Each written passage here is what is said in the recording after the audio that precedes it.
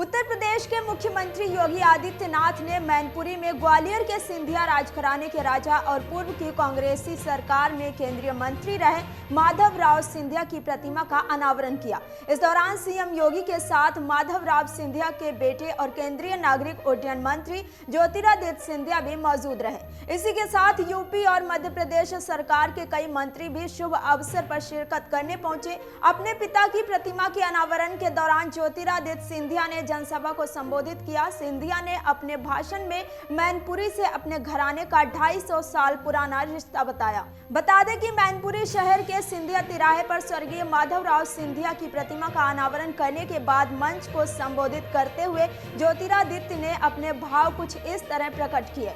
ज्योतिरादित्य ने कहा कि सिंधिया परिवार में दो माधव हुए, एक को श्रीनाथ की उपाधि नाथ संप्रदाय से मिली तो दूसरे माधव राव की प्रतिमा का अनावरण सीएम योगी आदित्यनाथ ने किया। उन्होंने कहा कि मैनपुरी की धरती पर आकर यहाँ पिता की प्रतिमा का अनावरण करके मैं भावुक भी हूँ और गौरवान्वित भी महसूस कर रहा हूँ।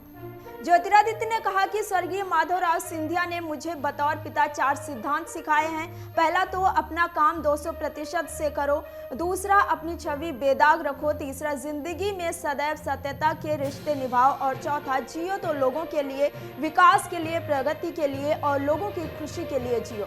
पिता के 40 साल के कार्यकाल को आज भी कामों के लिए याद किया जाता है, चाहे रेलवे हो, पर्यटन हो या नागरिक उड्डयन मंत्रालय, उन्होंने सभी में सुधार किए।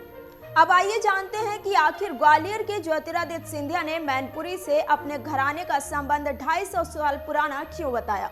दरअसल ज्योतिरादित्य सिंधिया ने सिंधिया राजघराने का इतिहास बताते हुए कहा कि इतिहास के कालखंड में जब भारत माता की धरती पर विदेशी ताकतें अपना पैर पसार रही थीं और रोहिल्ला अफगान इस क्षेत्र पर अत्याचार करने की मुहिम से निकले थे तो मेरे पूर्वज दत्ता जी महाराज सिंधिया और उनके बाद महर्षि महाराज ने इस पूरे क्षेत्र में भारत माता की एकता अखंडता बनाए रखने के लिए रोहिल्ला अफगानों को उजाड़ फेंकने का काम किया।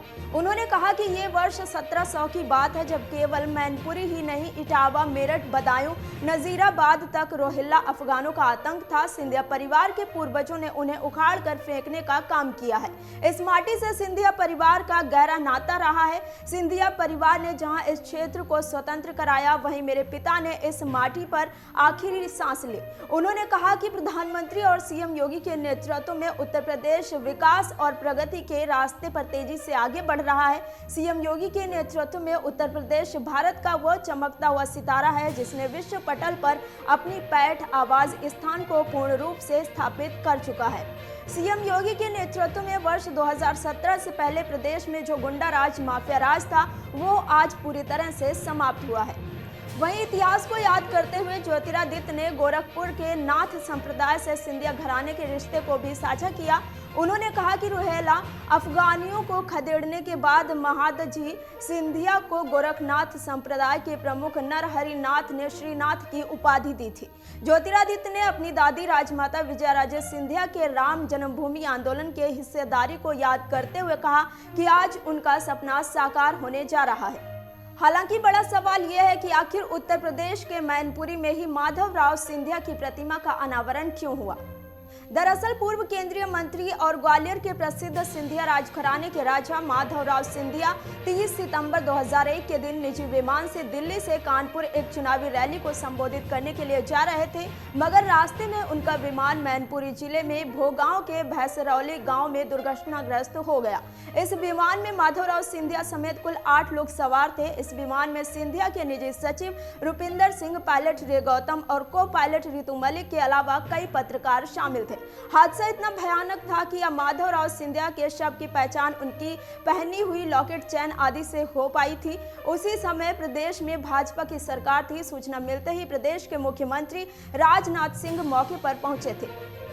आपको बता दें कि योगी राज की प्रशंसा करते हुए ज्योतिरादित्य सिंधिया ने उत्तर प्रदेश को भारत का चमकता हुआ सितारा बताया और योगी सरकार के कामों की तारीफ करते हुए कहा कि यूपी में गुंडाराज का खात्मा हो चुका है, औद्योगिक विकास चरम पर है, ये प्रदेश आज दूसरों को राहत दिखा रहा है।